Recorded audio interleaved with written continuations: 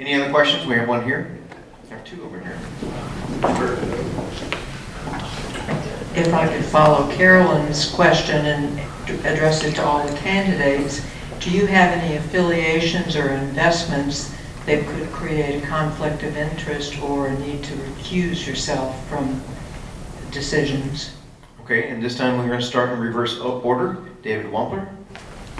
No, ma'am, I don't believe I do. I don't have any investments or affiliations in town that would cause me to recuse myself on any issue that I know of pending before the city right now or in the future. All right, Paul Stanford, place 4. Absolutely not. I will be in full attendance of every meeting and listen to every word that the citizens bring up. Mr. Gene Allen, place 4. To my knowledge, I have no interest that would be a conflict. I'm a property owner, I'm a taxpayer, I'm a voting citizen, and that's what qualifies me to move forward to attempt to be representative of the voters. Robert Petty, place 4. I'm a property owner, a taxpayer, and looking to give something back to the community that the community has given to me. Scott Gross, place 3. I wish I did, but I don't. And Robert Keeble, place 3 as well. I think most of you are probably aware that we own the ranch that separates Comanche Trace and River Hill and surrounds the Schreiner Park. There are possible issues that could arise concerning that property, as did earlier in this year when we had the anti-firearm discharge ordinance, and my wife Stacy recused herself from that. I'm not sure that that was appropriate or proper that she had to recuse herself, but she did on that issue, and I certainly would on anything involving a monetary interest on our property. Thank you. All right, thank you very much. Next question, please. The city has a tremendous financial base of doctors and hospitals and stuff here, but the infrastructure that's around does not lend itself to attracting young doctors and the young people that would support those doctors, you know, in forms of nurses and so on and so forth.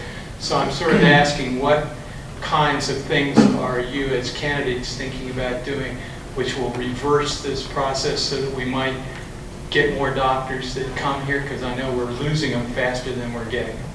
All right, Robert Keeble, place 3.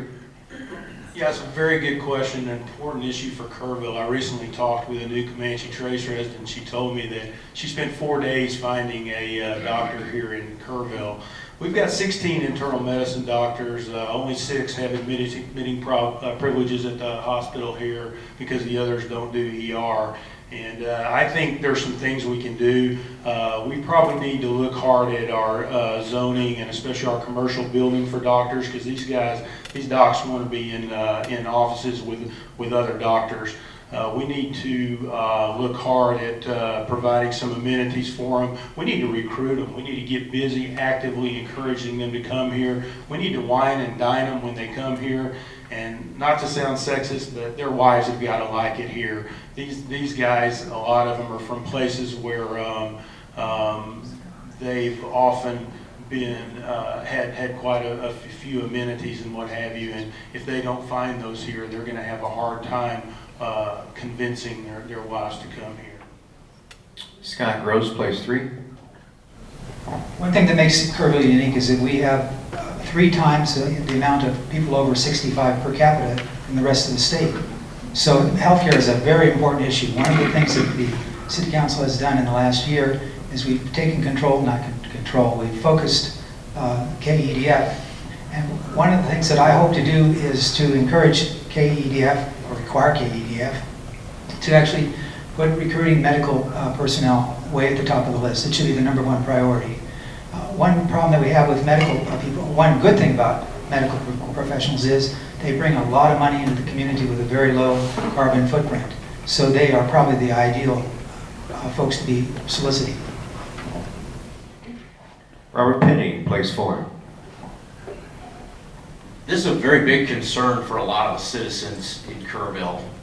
we have formed several committees, and there's a lot of expertise in the field that actually lives in the city, and I think that we should come forward and listen to their ideas on how to bring in doctors and keep them here. It's not just doctors, it's nurses and everyone in that field that can perform the support functions as well. Instead of having to go to San Antonio, we can have some of those support functions actually here and relieve a little bit of stress on our citizens, to include me. When we have a lot of experts that live in this city that have some knowledge of it, those are the folks that we need to step up and listen to and tell us how to do these things, or at least give us some good ideas of what direction to go in. Thank you. Gene Allen, place 4, please. I think we can all agree that healthcare is a major issue, not only in Kerrville, but across the country. Certainly our friends in Washington, D.C. is not making things any easier for us. When you have the amount of doctors in Kerrville that we have, but yet the low percentage who is actually accepting Medicaid patients, that's a major issue. I experienced it with my own mom when we moved her here, and my in-laws when we moved them here. It's hard to find a doctor. And folks, the majority of our population, that's using the medical care is our elderly, our retired folks. And most of them are participating in Medicare.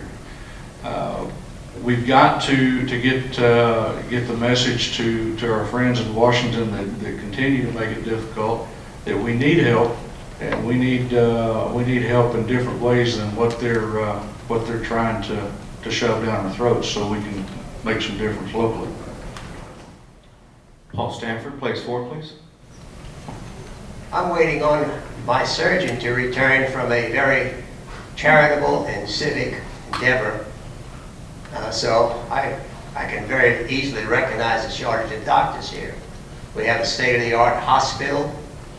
We have people that need help. There are a lot of elderly people here, are experienced people.